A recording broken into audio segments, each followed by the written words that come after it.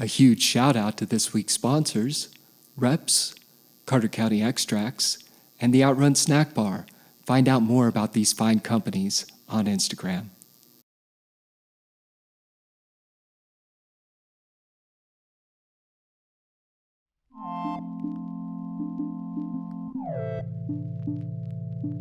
Welcome to On the Moon, your backstage pass to the heart of the singer-songwriter world. Join your hosts, Nate Brothers and Chris Nielsen. With each new episode, they dive deep into the creative minds behind the music you love. I got a girl. This week's special guest is Danny Curtis. Be sure to stick around for his encore performance of Quincy to Tennessee. And now from Steamboat Springs, join Nate and Nielsen on the Moon, where music and meaning meet.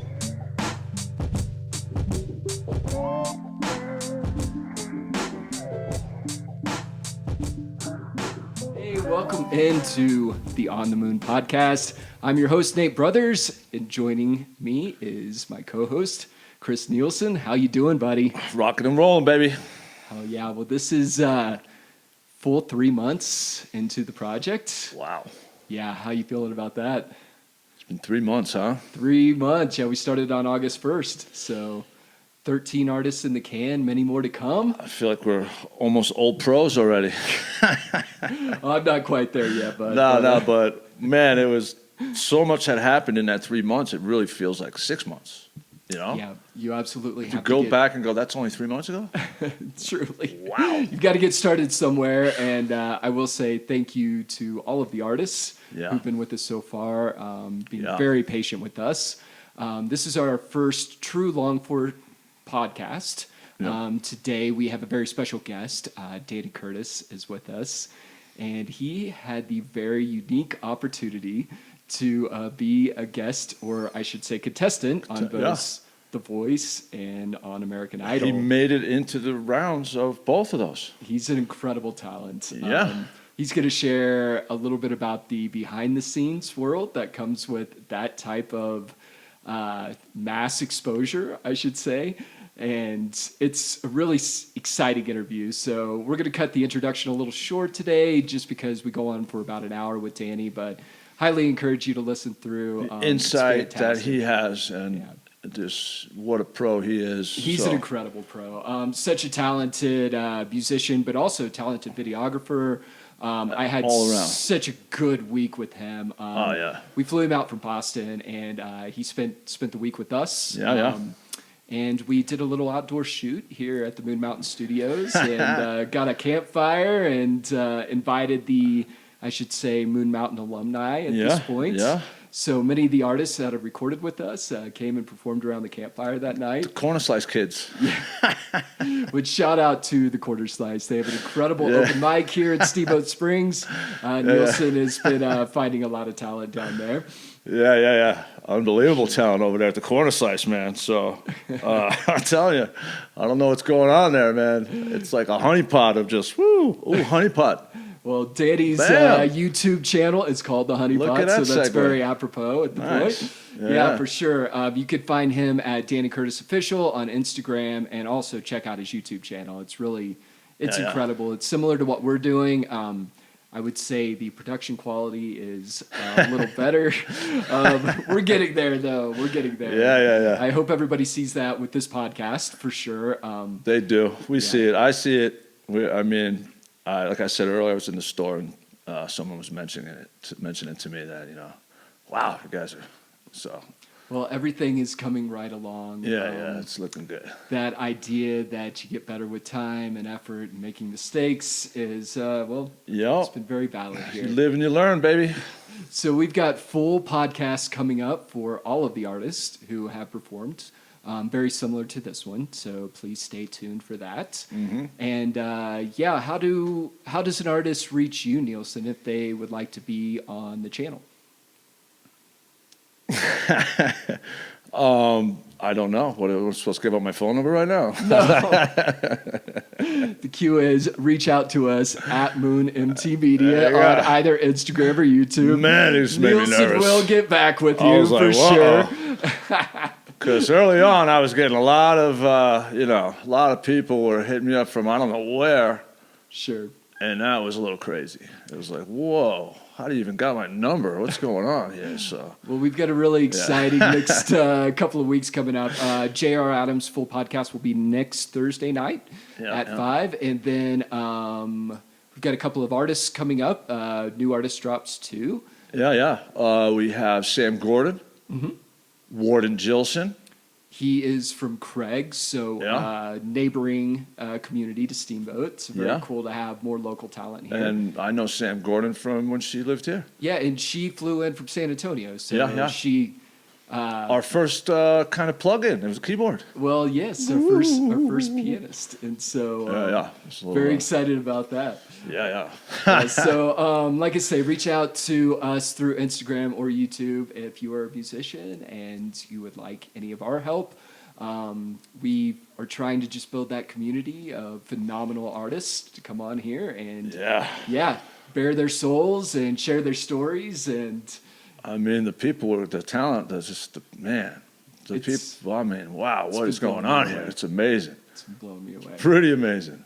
Yeah, so if you haven't subscribed, please follow us on the YouTube channel, and definitely... I mean, if you check us out on Instagram, you should probably check us out on YouTube.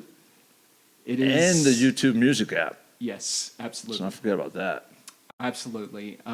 We are recording new content all the time, but we are releasing new drops every Thursday night at 5.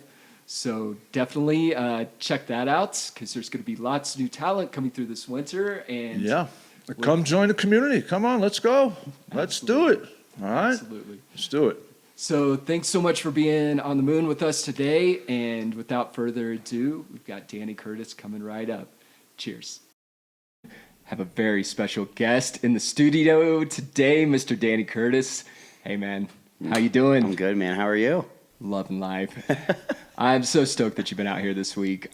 Just a little bit of background. Danny came out from Boston this week, and we've been recording outside and doing some really cool music video stuff. And it's been 2.5 days of elaborate shooting, but yeah. It's been awesome. Yeah, your vibes are good? Oh, man, it's been awesome. I felt like we've done so much in the last couple of days, man, and it's been awesome to hang out with you guys and spend some time, share some music, and yeah, it's been incredible. Well, perfect experience in Steamboat so far. Thank you for saying that, man. We're so stoked to have you here. Pumped to be here, man. This is awesome. Danny's not only an incredible musician, and we're very excited to share Quincy to Tennessee, but he's also a video professional. And so having someone out here to collaborate with me and do some cool shoots, like, dude, it's been the dream for me. Like, finally have somebody to... check settings, run ideas by. Heck yeah. That's like my favorite part too, was when you find someone like-minded and you're like, you kind of just geek out. You're like, all right, you get excited.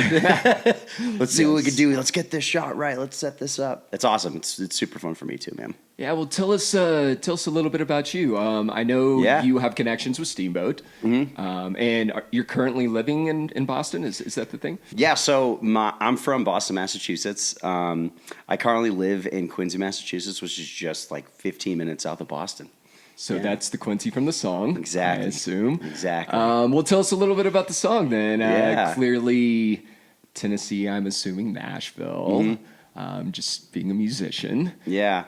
It's so funny. So being a musician, I mean, I think songwriting is, you have your highs and you have your lows, and you kind of can get into a space where you're like, well, what do I want to write about and how do I sort of express that? And a lot of it, my songwriting kind of comes down to just my exploration of how I'm feeling, a lot about loss or just confusion. And it's more or less just trying to depict a sensibility of being maybe stuck in two different places at once. And I think being a musician, Boston, we have a ton of talent up there. I've been lucky enough to really engage in the community of music that we have there. Sure. And, this pursuit of music has been kind of interesting and also so rewarding. And, the idea of where that song came from is, I went down to Nashville back in June. I visited with a friend of mine, and I didn't really know what the trip was going to be. I knew that, hey, if I'm lucky, maybe I could do a couple writing sessions. But I kind of was going into it with, hey, maybe this is just a vacation of trying to find myself and try to get some answers and me maybe doing something on my own. And I went down there, and my friend Reed Zengali, who's actually a co-writer on the song with me, super talented from the Nashville area as well. Shout out, Reed. Yeah, Reed. Yeah, I have to have him on the show at some point. Sweet. He just came out with an album, but Reed and I actually met a year ago doing NBC's The Voice. So we stayed in touch, and he's like, "Hey man, come down here, stay with me." And he was so gracious. It just kind of was like lightning in a bottle. Within like 30 minutes of me being there, we started just talking, and all of a sudden he got his guitar out, and we kind of just discussed kind of like where we're both at, and I was just kind of sharing, hey man, I'm really stuck. I'm kind of open, like been in sort of a relationship. I'm also trying to decide if I want to move and see if I can do this. And, sure. I think it organically unfolded in real time of what I was experiencing. And Reed was a great person that sort of allowed that space to just kind of explore even further.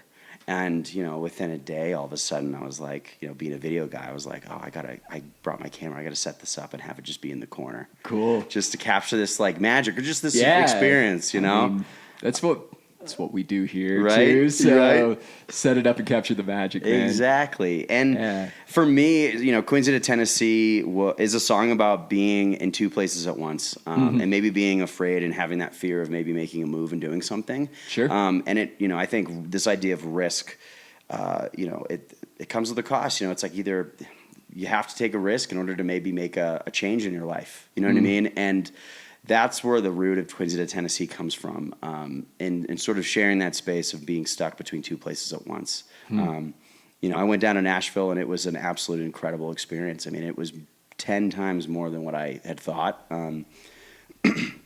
Writing the song with Reed, I ended up writing 2 more songs with 2 other really great friends of mine. Cool.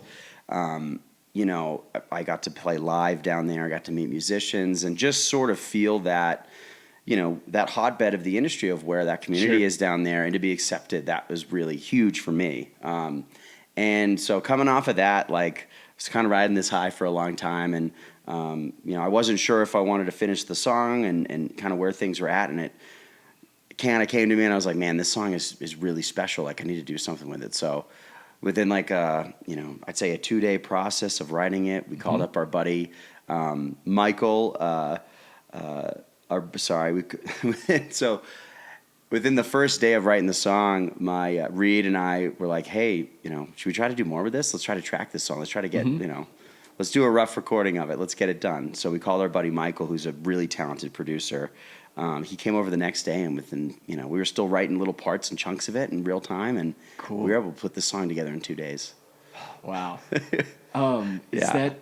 Is that kind of been your experience with songwriting, that there's like hot and cold times, and like those inspiration pockets, like you're just like super efficient and prolific in those moments? Yeah. And then the other times, you hope for those moments, I guess. It's the way it is for me anyway. So it is true. I mean, I feel like songwriting, I think the majority of the stuff that I've written, I think it starts like a little kernel of an idea, and I'm a strum and hum kind of guy. Like I like to find a melody first, and then try to kind of put the puzzle pieces together to sort of craft, the narrative of what I'm feeling and what kind of makes the most sense.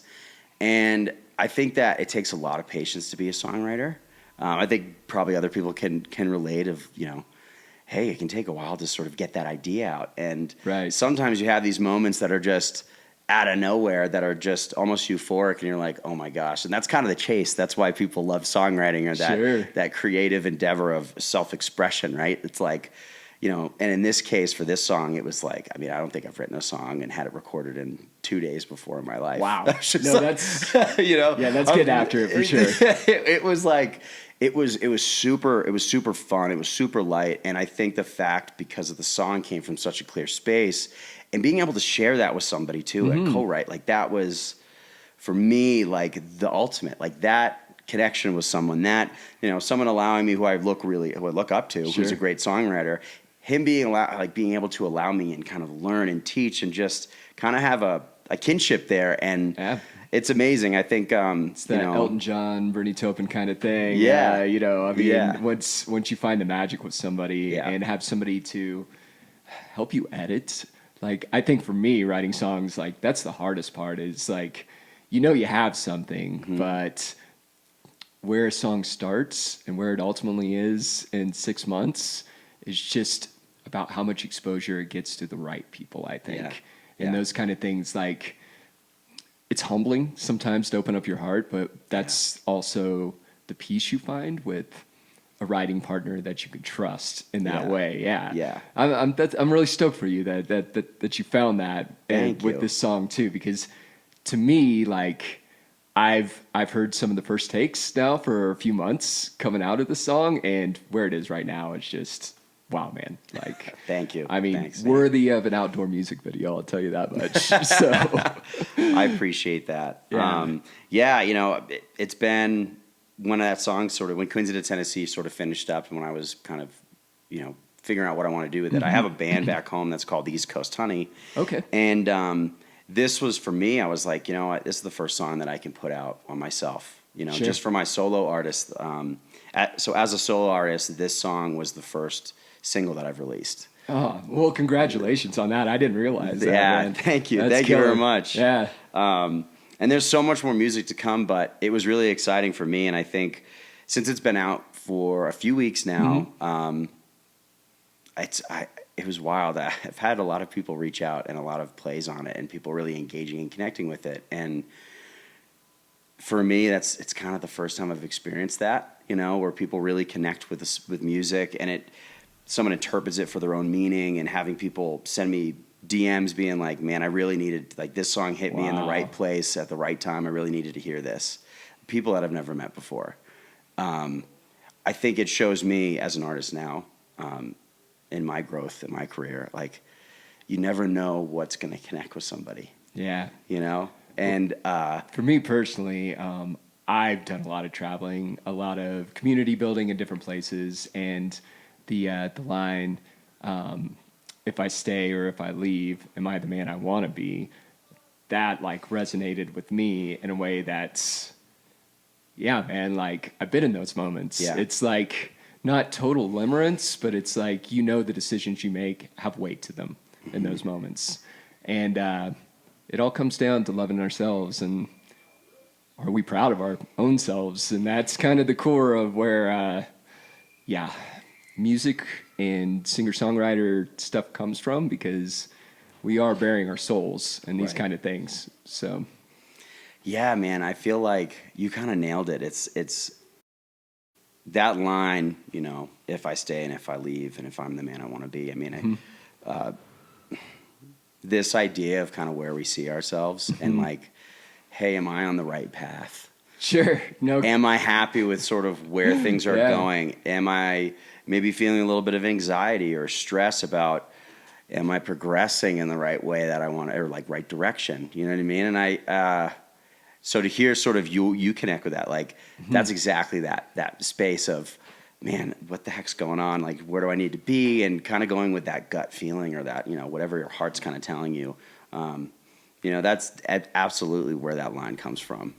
It's awesome. Which is cool, which is really cool. So I'm happy to hear that you connect with that line too. Oh, man. No, honestly, man, I hadn't met you in person before this week. And so it's just been an immediate connection on so many levels. And I think it's because you're working through those things yourself. Beyond Quincy to Tennessee, I know you started a YouTube channel, and tell us a little bit about that. It's called The Honey Pot. Am I correct about that? Yeah. All right, so that makes sense with your band. Yep. Cool. Well, where did that come from? A little bit of cross promotion, or maybe just inspiration. Sure. So being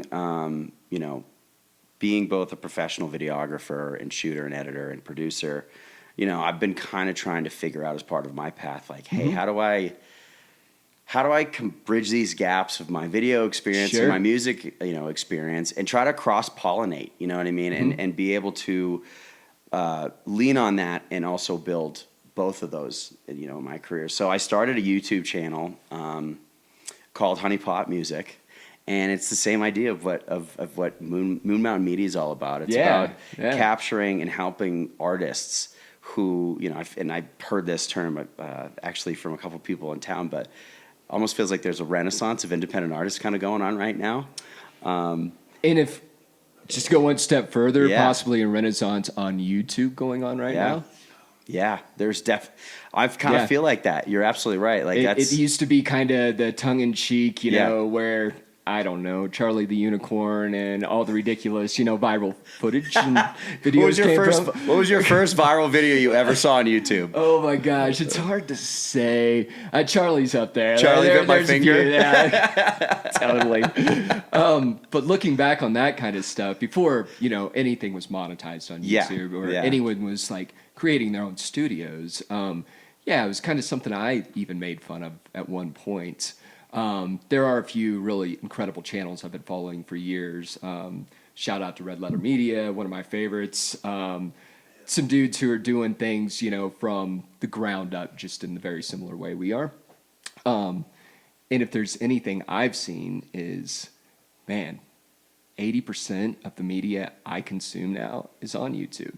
And it's not just how-to videos. Yeah. It's following people who I feel like a true kinship and connection with that I've never met in person before. But I've talked to them online. I've talked to them in Discords. I mean, it's such an open community of creativity that everybody's trying to not be better than one another, rather collaborate with one another. Yeah. And that is where the renaissance is happening.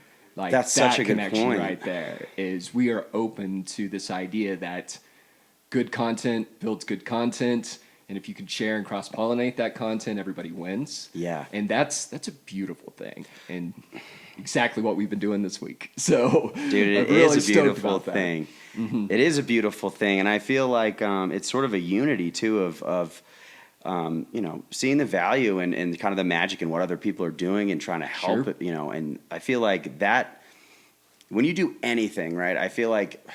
This is kind of funny. I'm not going to get political, but I feel like when you chase after something, right? Like in my mind, always having like the best intent of whoever I'm working with, whoever I'm collaborating with, or you know any endeavor. You want to go in being like, okay, like my North Star is, you know, the reason I'm doing this is to help and also build something and build a community. You know what I mean? And that's the same direction, or at least North Star, that I'm doing with my music. Right? You know, I'm trying and kind of building and growing as an artist, as well as like the YouTube and being able to have a platform where people can, you know, be captured and be able to also have that experience.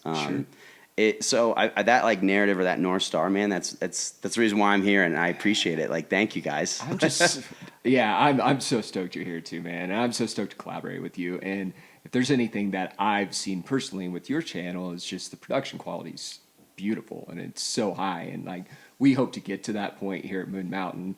You know, we're just a couple months into this, but that's like the most rad thing about what's going on YouTube right now is it's not BS production. It's really beautiful stuff. Yeah. And all the videos I've watched that you produced so far, like, yeah, man, super quality. Tell us just a little bit about how you're operating in that world. Do you guys have a brick and mortar, or are you renting spaces? Yeah. So, you know, back up in Boston, we have a great community of artists up there too, and a lot of original artists as well, bands. You know, up where I'm from, it's really it's the band thing. You know what I mean? That's which it was funny after talking to maybe a couple other people that live in Nashville or live elsewhere. A lot of, you know, states kind of do it differently. And someone asked me once, they're like, "Hey, why the band?" And I'm like, I thought it was a great question. I'm like, well, the amount of access and being able to, you know, collaborate, right? It can be really difficult when you're doing it on your own, especially when you're kind of starting out. And because there's so much talent within the South Shore, that's the area I live. That's South Shore, Massachusetts is what we call it down where I'm from. And, you know, being able to have a band is just, there's a lot of passion in that. And, and there's so much talent. And I think when I'm collaborating, right, and when I'm writing something, you know, I spent the first year with my drummer, Matt Sorrentino, cutting our teeth, literally going twice a week to a studio space and just working out ideas. And like I That's would come cool. with one, he would put a drum track on it, and we would just every week, no matter what, we played the song 100 times in the studio, and we would play it 100 times the next day and try to figure out parts and try to bring more people in. So how it sort of started with the band thing where I'm from was sort of this organic approach of me jamming out with my buddy Matt Sorrentino on drums and just, slowly inviting people and kind of figuring out like, okay, we don't know what it is that we're doing or creating, but like we got to start somewhere. Sure. And it sort of just happened organically. So through that process, the first like few years of kind of diving into my own original music, that collaboration, having a drummer, and then eventually like bringing in other members, and that has been super rewarding. It's been kind of interesting for me as like a band leader as well to kind of take on that responsibility, be able to communicate and collaborate, and it's hard to get the right people to do that with, the right team, right? So it can take a lot of work. It can take a lot of work. It can take a lot of patience. Sure. But I think the great thing is I have really focused on my solo progression and being able to kind of grow in that aspect. I know you had an incredible opportunity to be on both American Idol and The Voice, which congrats on that. Thank you. Yeah, man, we'd love to know a little, behind the scenes, what it's like to go down those paths. So a couple years after college, as I was kind of progressing and learning how to write songs and learning how to play guitar, I got to a point where I was like, you know what, I feel like, why don't I give like one of these shows, American Idol, a shot? And, Sure. I kind of cold-heartedly just put my name on the database and just, put my name in. And within like a week, I got a call back being like, hey, you got an audition. And I was like, holy smokes. All right. And Yeah, that's got to be a crazy feeling, man. Like it was an absolute crazy feeling because American Idol is probably something. I mean, it was huge in America. It still is enormous at one point. Like, I mean, biggest television show ever. Yeah. So, man, it is. It's kind of wild. And there's actually a funny story behind the American Idol audition because I went in and all of a sudden I wasn't expecting to get a call back, and they said, all right, your audition's going to be in September 5th, and I had actually planned a trip out to Colorado on Steamboat. So it was a real big moment for me because I was going through a lot of my life, and I can kind of explain that a little later, but I was again in that transitional phase of my life where I really wanted to sort of get direction of where I was going, whether, particularly within music. Sure. And I was still super green. This is about 3.5, 4 years ago when I did it, and came to Steamboat. I remember I was staying in the house that my parents were renting at the time, and I got on Zoom and I went and I was one of the first people to do the audition, and I remember that being such a huge pivotal moment because what a perfect place to do it here in Colorado in Steamboat. And so Steamboat has is very close to my heart because there's been a lot of amazing things that have happened in this town for me. Sure. And I went in and I went on Zoom. Everything's done on Zoom now. For anyone who's not familiar with American Idol, back in the day they used to have in-person auditions, which literal cattle calls. Exactly. Yeah. And it would be like a week or 2 week long period of getting thousands of people through, and which kind of has its own magic. Like that's the good old days, after COVID, right? Yeah. Everything sort of changed. So I remember sitting there at this desk in this place I was staying out in Steamboat and getting ready, making sure my guitar was in tune. My hair was okay, looking, getting ready for this moment. And I sang 2 songs. I sang a song called Colors by the Black Pumas. Okay. Which, if anyone who's ever heard the band Black Pumas, I mean, it is soulful. It is just this renaissance of a song that just hits me to my core. And I knew going in, when it goes down to these things with American Idol, you got to choose a song that hits, that feels good, feels unique. Sure. That kind of hits your core. And so I sang that, and the woman's like, "All right, we're going to bring you to the next phase. I think. Do you want to go down to Nashville and sing in front of Katy Perry, Luke Bryan, and Lionel Richie?" And I was like, "Woo!" Ooh. It's like, Sure. yeah, I'd love to do that. That'd be incredible. You really don't even know how to react in that. No, You're just like, I don't know. That's too much, man. That's so cool. it was wild. So was that so explain that process a little bit. Was that like go live on a stage, or is that just the next small room sitch? So through the American Idol process, when you go through the audition, I did two different sessions while I was online here in Steamboat. I went through the first round. They're like, all right, we're going to send you to the next executive producers. And then I went through that round, and the executive producers eventually invited me out. They're like, hey, you want to come down to Nashville, Tennessee, and sing in front of Luke Bryan, Katy Perry, and Lionel Richie? And I was like, I'm in. Sounds good. Can my mom come? Absolutely. So my mom, and I remember sharing the news with my family. It was like, whoa, like, you know, you always might have imagined yourself being able to do that one day, but to actually have an opportunity to do that, it was pretty cool. So fast forward, I ended up going down to Nashville, and I was there for about 4 days.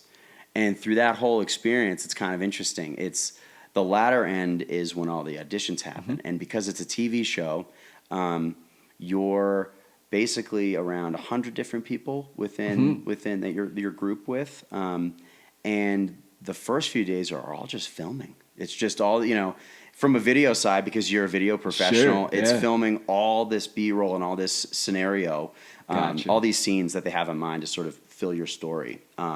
Leading up to when you go down for the audition, you know, because it's a television show, you know, you have conversations with your producer. They assign you a producer to sort of, you know, unravel some of the story behind who you are and what makes you you, and what's, you know, what your experience and your path's been with music. So going down there, you know, I was able to bring my mom with me. She kind of joined me, and she's also a singer. That's kind of where I get it from. So it was a really big moment for us to sort of share together. But you go the first few half of the days, I'm sitting there with my mom, we're getting video, like walking through the space, we're walking, you know, these different sets that they have. And it wasn't until like, I think the fourth day, I was going the last day, and I went from, I think I had to be there at a call time at like 6 a.m.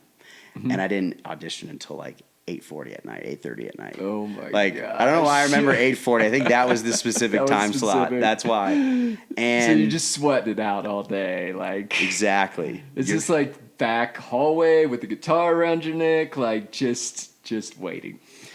Dude, it's a lot of waiting. So with these TV shows, it is just, you're hanging out. You got to have patience. You're hanging out the whole time. So, you know, while you're waiting for your number to be called, right? You're just kind of sitting there, you're tuning your guitar, you're practicing your song, you know, you're just making sure, hey, this is the biggest moment. Like, I got to make sure that this is perfect. Love it. And I went down with my mom. It wasn't until like day 4, and I was doing all this filming leading up to it, that I started getting pretty anxious and like, okay, here's my moment, right? I remember it was a time, I think it was like 8:40, like very random time, but I remember that was the moment. I was doing some filming outside with a big group, actually just by myself. I was doing some filming up on like this deck in Nashville. You could oversee the entire city, and I kind of felt like a star because they have all these different cameras and all, you know, all this stuff, and it felt comfortable because I've worked in that industry, but at the same time, it was so weird being on the other end of the camera. Right? Yeah, I was like, I hear you. And they said, all right, Danny Curtis, you're up. Let's go. And I remember walking with my guitar, giving my mom a hug, telling me good luck. And I got in this elevator, and it felt like you're about to go up on like a huge, you know, stadium stage. And I remember sitting there like, okay, I'm nervous, but I felt prepared. How, you know, I had goosebumps. I was definitely going with like adrenaline, and, you know, stuff gets to be more officially like, hey, here's your mark, blah, blah, blah. When you walk out, you know, they're giving me all these cues, right? Kind of all the behind the stuff, all the behind the scenes, just little notes to be aware of, right? So you're seeing like, one second, I got to remember this. So I remember I got, you know, this guy is standing with me. He's like giving me all these little cue marks. He's plugging in my guitar. He set me up with like a little microphone, giving me sort of the rundown of when I get into the room, what do I do, right? So that made it real for me. And then all of a sudden I walk out of these doors, and I had like a long outdoor kind of, I'd say almost like a like a porch area to go walk down. I remember I could see through the glass. It was sort of like a tinted window, so you could see everybody in there a little bit, but they couldn't see me. And I opened it up, and sure enough, like Lionel Richie, Luke Bryant, and Katy Perry are right there. It's exactly what you'd see on the television show. And it's like, to finally see that in person, you're kind of like, just got real. Shit, this just got real. It's amazing. So I get to my mark, and, Luke Bryan's like, who are you? How you doing?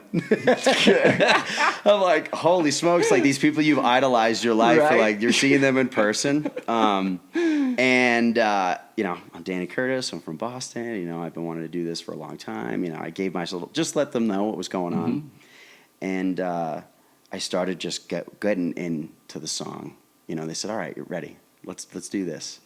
And I told them a little about what the song was about or why I liked it. And I just remember feeling completely just like that was my moment. I felt so in control. I was just letting you kind of everything sort of be and kind of tune everything out. And I remember thinking, and this is kind of a funny thought, but in my mind, I was like, these 3 superstars get to hear from Danny Curtis for the first time. And just only me and one, and no one else. That's cool, man. That's like, great. I thought that not in like a, oh yeah, but in a way that was like, like this is important. Like, they get to just listen to me sing. Like that isolation and that opportunity with those people, with their expertise and their experience. They're like also real people who've been exactly in that same moment themselves for the first time too. So that's pretty cool. Oh man, it was awesome. And so did you crush it? I mean, yeah. All right, that's what I want to hear, bro. That's awesome. So I, in the midst of the song, I finished it, and which I might even have to play for you guys later, but I finished, and I knew I was like, okay. And then I saw the camera guy come around me, the steady cam came right around me, getting the good close-ups. Oh, and hey. So Bob, you're in. Let's go. This guy's a hot one. Love it. So in my mind, I was like, okay, I think I'm doing well. So I finish, and Katy Perry, there's one part of the song that was like, it's really high vibrato. And so she sings that line to me, and it's like, oh, my favorite colors. And she wanted me to belt it. So she sings it. She goes, can you hit that note? And I'm like, I forget. I do it right back. And then she's like, do it again, one more time. And I do it right back, and I sing it back. She goes, okay. I didn't know if you could do it, but you hit it. You did it. You did a good job. And I'm like, okay, that's good. I'm like, okay, call and response with Katy Perry, kind of like doing one last final check to see I can hit like a really high note. I was like, all right. Yeah.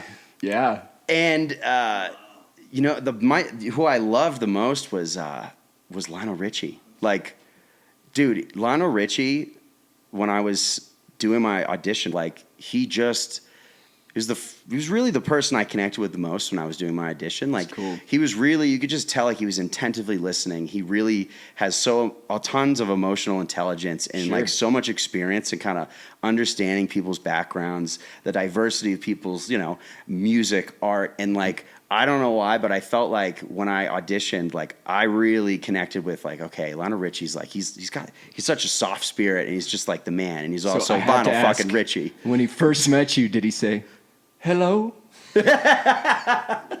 Is it you I'm looking for? Yeah. He's one of my favorites. That's one of my favorite videos of all time too, man. This clay sculpture of his head and everything. Oh my God. It's unreal. Yeah, I broke into song. I had, Sweet. Wish I could say I did a duet with him in real time.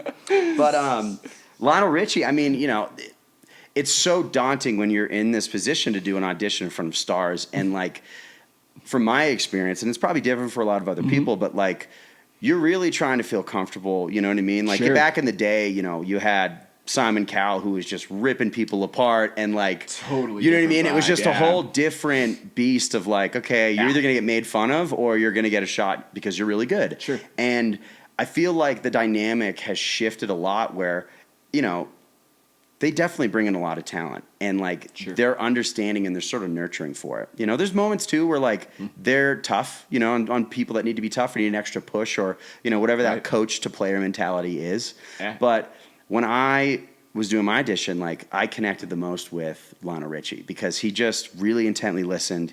He had really thoughtful things to say. Cool. You know, he asked questions just about like who I was and my background. Luke Bryan was definitely a little bit like, you got a cool vibe. That's what he said. He goes, you got a cool vibe. I like your voice. You're kind of different. And I'm like, okay. Dude? Like, yeah. I'm like, all right.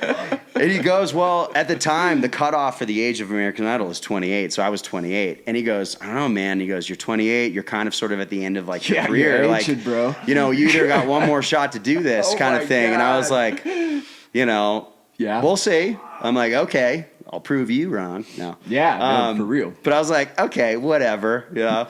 And then Lionel Richie, it was like, hey man, like, you know, with that said, like, you definitely Lionel Richie, following what Luke Bryan said, he's like, all right, well, all things aside, like, I can tell you really want this. And like, you know, you gotta, if you're gonna do this, so you gotta like throw everything in the kitchen sink in this thing. And I'm like, I go, I've never wanted anything more bad, or at least wanted to explore something, you know, as bad as I do now. With music. And, you know, they kind of all looked at each other and they did the quintessential, you're going to Hollywood. I'm like, shit, man. That's so cool. It was so cool. It really was. And it's funny because I haven't thought back on that story in a long time, but like the reason why that auditioning for American Idol and getting that opportunity to get a golden ticket, for me, that was the real, I felt like I was able to solidify my confidence as a singer. Yeah. Right. Also my vision, or at least like confidence as an artist and my skills as a guitar player, and feeling like, okay, I've reached that point where I can do this. I know I can actually do it. So it was really impactful for me. I ended up going out to LA. I was there for a full week, and that was the next round where, you know, you're going to Hollywood and you're doing your live performances. And I had a great song picked out, something a little bit more soft too. I did a rendition of, oh my God, what's the name of the song? I can't remember it.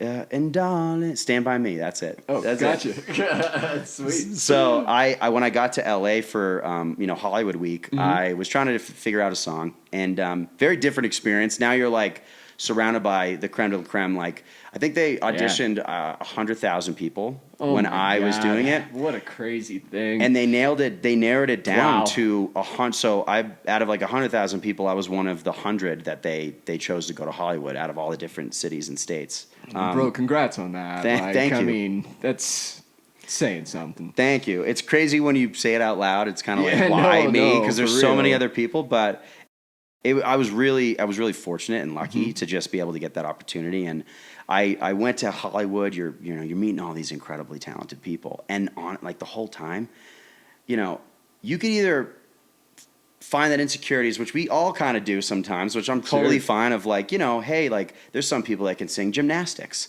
There's some people that can, like, you know, that are just so soft with their voice, but they're amazing guitar players and they're great storytellers, and like they might sing folk, or you know, you have the R&B. So I was just more or less understanding, like, okay, I'm doing this big thing. I'm kind of intimidated. I'm like, why am I the one that's be here? Imposter syndrome or whatever, you know what I mean? But at the same time, I'm like, yeah, you're the old man. You know, I guess I was the old man. I was 28. Exactly. I was kind of the old man, right? True. And I got these 16-year-old kids singing gymnastics, and I'm like, okay. She's like, I just started singing maybe 2 days ago. I'm like, yep. Okay. But I think the cool thing about like that, this whole thing is like, there is so much talent, and everybody has their magic. But I chose to really look at it as like, hey man, like, I got my magic too. I'm meant to be here, but also like, that's the beauty of it. And you know what I mean? To be inspired by a lot of people, you know what I mean? So yeah, absolutely. It was really, really cool. And because when you go through an experience like that, you know, you have sort of these lifelong, you know, relationships. So it was really, really cool. So how often do you and Lionel talk? We're about month to month now. Oh man. No, it was, you know, after when I got So my time was a little bit more short than I'd hoped, but I at least Sure. accomplished what I wanted to. No, you just know? being there, dude. Like, I mean, that's an incredible experience. I was like, oh And man. if there's anything to pull you out of the imposter syndrome, it's a few experiences like that. And man, good on you for like being able to perform in that moment. Because often when we're called to that literal moment, I've experienced it much more with. For me, it's like river rafting, backcountry skiing. Mm-hmm. There is a moment where you are absolutely terrified. Mm-hmm. And just like you said, as soon as you get in it, you're completely control. You feel your Right. moment and you see everything you're supposed to see. But it's getting over that dropping in, like that literal, like, I'm doing it. And I mean, those experiences are what build your character and this singer-songwriter world, I would say. So, Yeah. dude, incredible. Like, incredible story. Thank you. Yeah. So, Nice to let me share. yeah, has there been some just connections and benefits that have come from that in your own career? I mean, moving forward? It's interesting. So for people that might be interested in, these award shows, these kind of musician award shows and singer shows, I would like to say, like, it isn't for everybody. Sure. But I get it. because there's a lot, I will say, like, aside from just the music side, like, it is a television show. So for people like that aren't used to having the camera in their face, or maybe not Right. used to opening up in a way about their lives that they would normally do, but they really kind of let music sort of play that part. Like, it has its own sort of, experiences. Sure. But at the purest sense, I think that no matter what, if it is something that someone wants to do and pursue, there's so many little wins along the way. The little win for me is like, okay, I got that experience to feel what it's like to prepare and be able to get a shot for people that are actually listening. And you know what I mean? And execute. Which is, like, that's the hard part. Yeah, that is the hard part. So. And then it's like, a 3-dimensional, like, just the way my mind works, it's like, okay, I learned how to really prepare. I learned how to really, I worked with a vocal coach leading up to it. Super I was cool. like, trying to just sink myself into this experience and then realize, like, okay, there's more work to be done. Like, I need to, maybe I was ready enough to get through, but I need to further develop and grow as an artist. Like, I had good. a lot of success in such a short period of time to be given an opportunity like that. Yeah. So I knew I had something, but I also was aware of the fact that I needed to grow as an artist. I'm glad you took that as a humbling experience as well, because, I mean, being in the spotlight at that level, I guess it could go the other way. Yeah. Like, just full on form of narcissistic, behavior disorder of some type. But believe me, they're out there. Yeah, they really are. But instead, to walk away with that, knowing all of the small wins, knowing that you're on the right path, knowing that, I mean, you can do it, man. And I mean, my experience with you the last couple of days, dude, like, you're an incredible professional when it comes to working in these kind of sets. And man, like, inspiring, yeah. Amazing story, dude. Thanks. That's so rad. Still growing. Yeah. So what's the future look like for you? Developing the YouTube channel, I assume. Yeah. Do you have? There's a lot. I've been, this idea of kind of growing as an artist. Sure. I've been really patient with sort of this long list of songs and being able to put out more work. I think Quincy to Tennessee was the first song that I felt like, hey, musically and genre-wise of what I like to play, it felt really right. And that's just the beginning of what I kind of like to say. I have a lot more to work and a lot more to be released, but I'm going to be booking some shows in the greater Boston area and hopefully be able to come back out here to play some more events and things like that. So was the decision to stay in Boston ultimately in this Quincy to Tennessee, or are you I don't know. working towards? I'm still working towards that. I think that right now I'm really trying to focus on, sharing my music, getting my music prepared and put out, because I think that people really want to connect with that and hopefully they want to listen. Yeah. And, just from the engagement that I've seen so far with Quincy to Tennessee, it's really cool because it hit me that, wow, there's people that just want to listen to music, that active listeners, and like people that really want to hear my voice, and to be able to connect with people in that way and have them sort of interpret that song. I mean, it is really meaningful to me. Awesome. So my goal is to continue to build, and I got some music on the pipeline that I'm going to be ready to release pretty soon. Yeah. So there's a lot more music to come. So any chance there's an extended period of time in Steamboat in the future? Potentially, yeah. I know your folks live here. Yeah. I've been working on the back end of this with your girlfriend and being like, you should really push Danny to move out here. And she's like, I would love to. And so... dude, this place, I mean, to be out here, first off, I love skiing. That's like my first love right there. Well, yeah, I get that, man. That's why we all kind of come here and find another reason to stay. But the ski season, so, as long as you got, lift ticket for me and, a place to stay, I'm in. We got a spare bedroom, and I can always... anybody got those golden passes out there? Let us know. Dude, I know, right? No, I'm just playing, but no, like, so it's so funny. So Steamboat is, my parents settled down here, like the last, over 3 years ago. So when I was coming out to do the American Idol audition, that was my first time really being in Steamboat, being in Colorado and spending time. Gotcha. And it was really cool for me because I was able to meet a lot of the community just down here, just since visiting, and it's kind of what led me here to be able to be with you guys. Cool. The community has been awesome, like super accepting and just encouraging about my music and wanting to hear me play, whether it's my original music or even covers. I got to play at Schmiggety's, which is, for anyone who's not familiar with the Steamboat area, that's like it's an kind of incredible venue. Exactly. It's a staple in town. They have amazing acts come through, so Shout that was out a Pat big. Kim. Love you guys. Amazing spot. Oh, dude, big shout out because they're awesome. And that was a big moment for me, like being able to play, outside of the state, for a full 2 hours, be the opening act for actually this guy's name is I think it's Curtis or something like that. Oh my gosh, Danny Curtis. Yeah. There's another Curtis playing. I can't remember his name, but he was the man. That's funny. So Steamboat in general for me is just like I have such there's a special place in my heart for this town.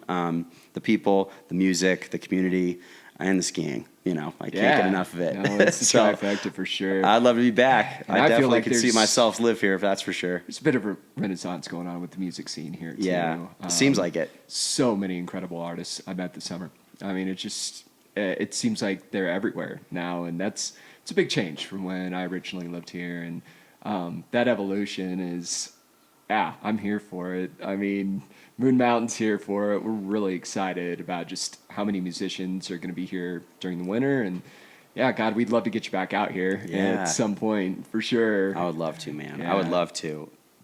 Let me ask you this question. Every artist that I have come on, I just ask them to share a little bit of their own, not necessarily hard suggestions, but advice for what helps singer-songwriters in the industry. And it can be really from any point of view. My ultimate goal is to make a compilation of all of the artists' advice at some point. Pass that on to those of us on any stage of the journey. But yeah, man, what's a piece that you would pass on in a positive way? No, I think it's a great discussion to have about just advice. Music for me, and this is only from my experience, and there's multitudes of, depends on where you're at and kind of where your kind of path of growth. I think that with the age of social media, it can be a slippery slope to sort of compare yourself to other people and what others are doing, and I think that's not something I dwell on too much, but I think that it's something that probably is a little bit more relatable, to whether it's music or just, photos of what people are doing, in their lives, right? I think that there's no wrong way of doing it. It's just doing small steps. And I know we all want results. Yeah. And even myself, I can get caught up in am I doing enough, or have I, I still got to finish that song, or I really want to share this. And you can get caught up in sort of the minutia of things, but I think being patient and also being able to have these discussions with other musicians, Absolutely. We're all going through the same thing. Now, no one is, no one's greater than anyone else. It's just hey man, I had a conversation with a guy yesterday, and we've met just through Instagram because I knew he was from the area, and we got on the phone for the first time, and he was asking for some advice. I was sharing sort of my experience, and we just had this like just really great discussion around like, performing and understanding like, hey, like just be patient and like, that really was what we were talking about, but we were talking about the voice actually. But so I'll start that over again. I'm an idiot. So I think being able to share, I'll stop. So what kind of advice would you give? Yeah, no, it's true. So, oh my gosh, yeah, this is only my second podcast, so this is a big deal for me. And this is huge. No, you crushed it. Can I do any impersonations? I got a real good. Hey Peter, I was wondering if I could borrow your screwdriver. I did not see that coming. Oh yeah, Joe. Hey Peter, how you doing? That's about it. That's when anyone says, "Hey, well, you had any other hidden talents?" You normally say it's music, but it's whistling and it's doing Family Guy impersonations. Well, the whistle really pulled the Quincy to Tennessee together, so we were stoked about that. And just a little explanation for the audience. Through this shoot, we threw a bit of an outdoor video shoot for Danny's Quincy to Tennessee and invited all the artists who performed on Moon Mountain prior, and so we basically had a party of all awesome. singer-songwriters last night and around the campfire, and then ended the night with a little open mic where everybody got up and shared some of their songs. And just on the advice notion, it was amazing to be a fly on the wall in some of the conversations walking around the party last night. So many people who are just very raw and open about their own experience and what they're trying to do. And I mean, we're all at different levels, but it's about the community. It's about connection. And man, like you being here really kind of drove some of that in a really positive way. And and I feel like you guys do that a lot on your own too. You guys got that magic as well. Man, this was our first event that we've even started. So, it was a unique experience for us too. And the only thing I caught out of it is we'll do more of that. Yes. Because it was fantastic. Yes. And a really good vibe, man. And one of the most chill parties I think I've ever been at too. And everyone was just super supportive of anyone who got up and played. And it was awesome, man. Dude, that is what it's all about. Like at the end of the day, it's about sharing. It's art. You know what I mean? It is. It's not a competition. No. I don't want you to make it feel like it is. Like we all want to succeed and do well, but it's like those little macro moments of bringing people together and like seeing the magic of what everybody brings. Like that's the best part, and being able to really see that and be open to like what makes this so beautiful, right? Like it's that experience is it. You know what I mean? That's like why we all do this. It's what keeps me going. It's altruism, but it's also just it's what I want to do. It's what makes me excited. It's so much fun. It's so true. The fun part of it is just it was 100% last night. It was awesome. We were setting everything up, and I'm like, I almost actually said this is like, can you believe that this is like technically work right now?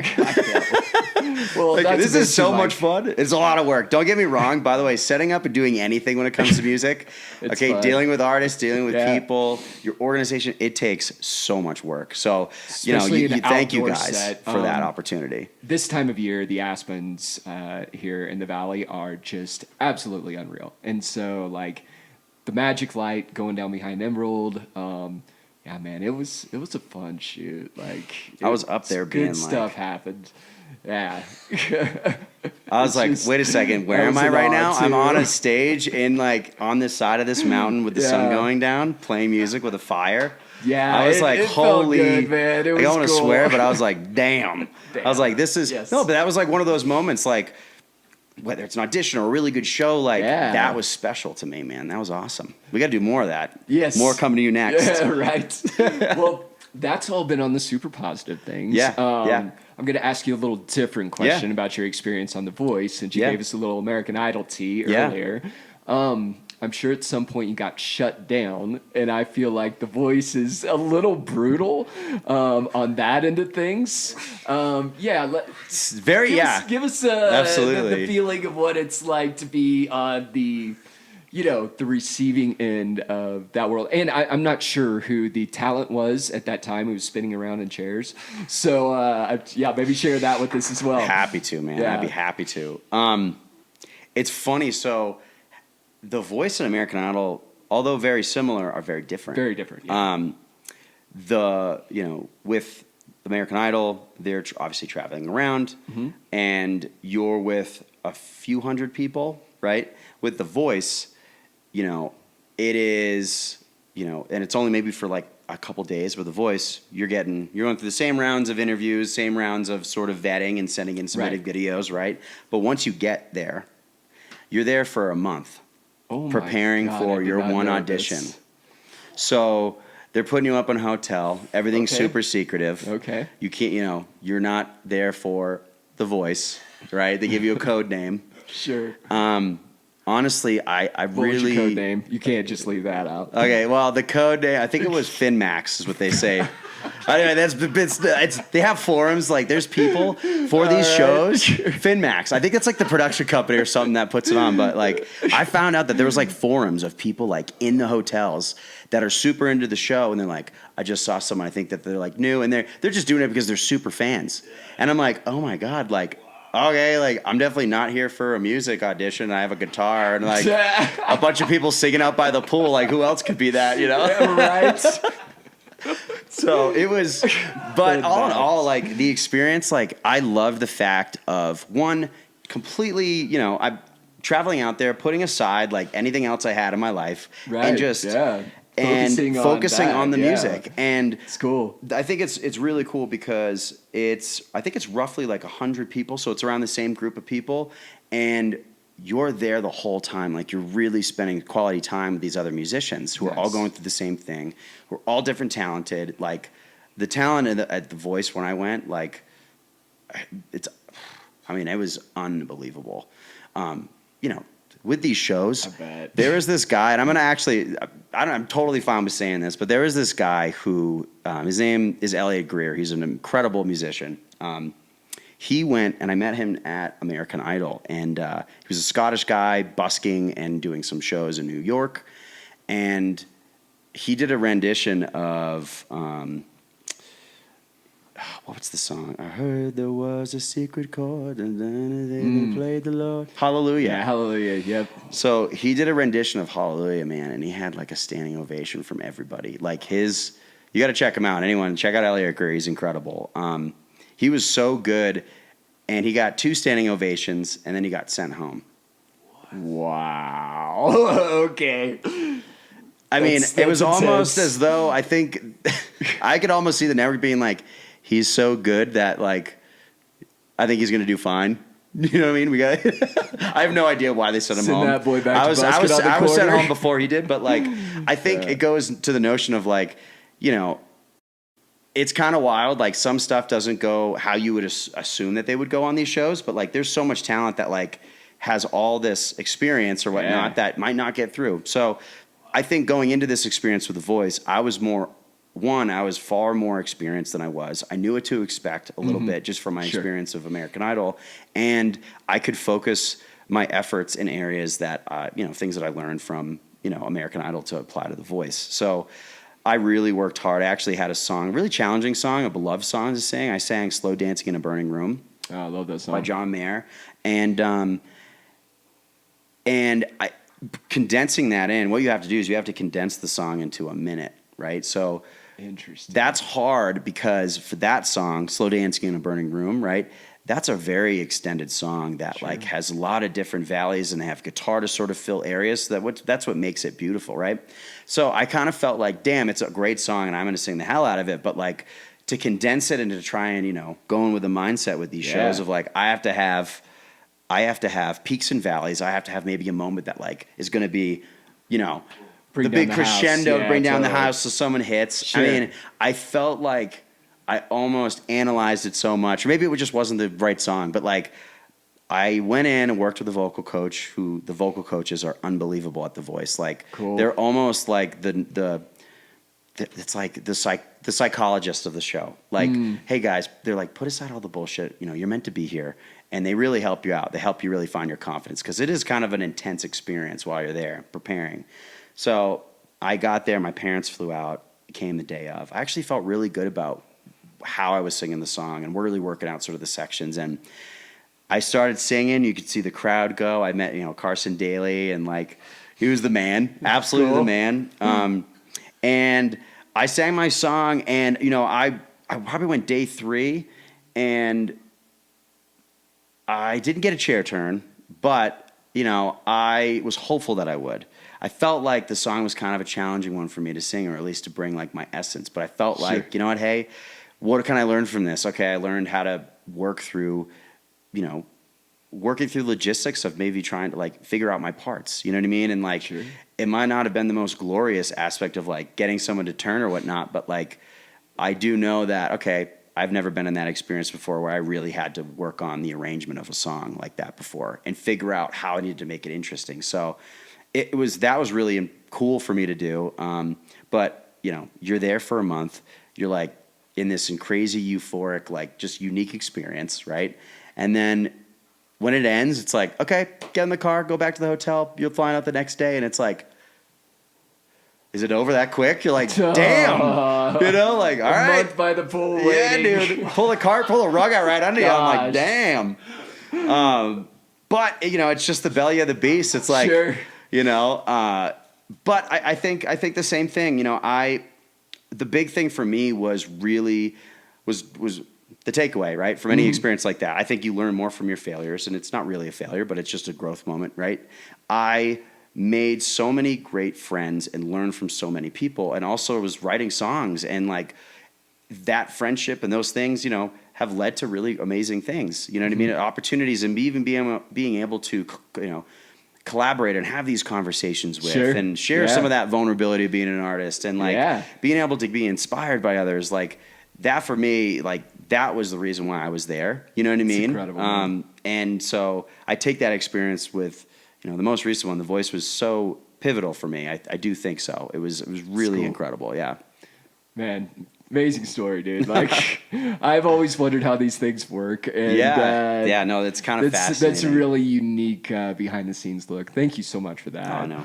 And dude, thank you so much for being here. And it's been my most. You guys are awesome. It's been my best week of doing this job since it started. It's been such a blast. So, man, thank you. Thank you. Yeah, man. It's like a huge treat for me. So. Killer. It's fun to be able to share it. Well, where can we find your stuff and Quincy to Tennessee and all the drops, man? Yeah, so Quincy to Tennessee is currently, it's out. It's dropped on all music platforms. So, I encourage everybody to check it out. My artist name, I'm Danny Curtis, and you can look me up and feel free to DM me. Feel free to reach out if you're ever interested in any other music. But my handle there is Danny Curtis Official. Cool. And then Danny Curtis on both Apple Music and Spotify and Amazon and wherever that comes up. But I'm really happy with the release of it finally. Nice. It's a meaningful song. It seems like people are really enjoying it so far.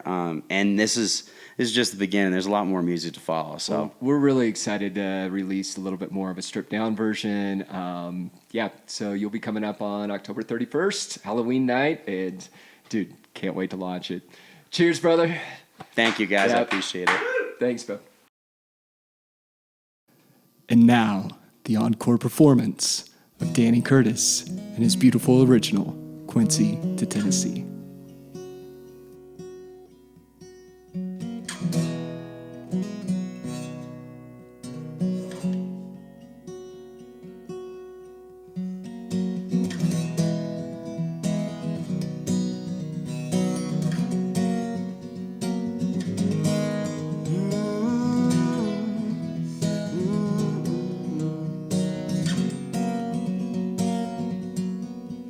I got a girl, she's way up east. She be taking Massachusetts over me. I know this road comes with defeat. I'm terrified of leaving this one up to me. I want it all, and I might break.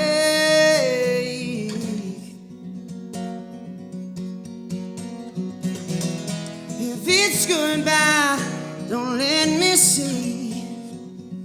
This place has been a part of me. And if I stay, and if I leave, am I the man I wanna be? I'm terrified of what might be. I guess I'm somewhere in between Quincy and Tennessee.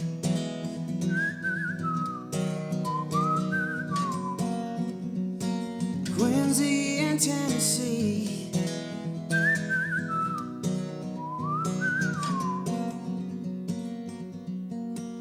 I never called to say my pain, 'cause I knew you wouldn't pick up anyway. You standing tall, you play the game. Neither one of us is winning anyway. If it's goodbye, don't let me see. This place has been a part of me. And if I stay, and if I leave, am I the man I wanna be? I'm terrified of what might be. I guess I'm somewhere in between Quincy and Tennessee.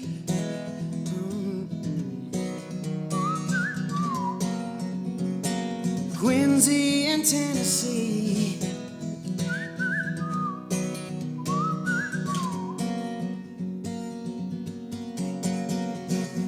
Another sleepless night. Don't think I'm wrong, alright. 'Cause all I know is that I'm stuck in between this place I used to be, this place I wanna be. 'Cause all I know is that I'm stuck in between.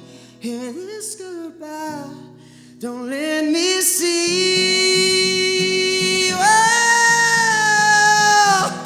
and if I stay, and if I leave, I guess I'm somewhere in between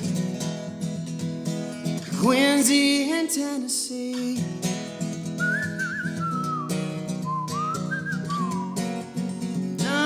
Quincy and Tennessee.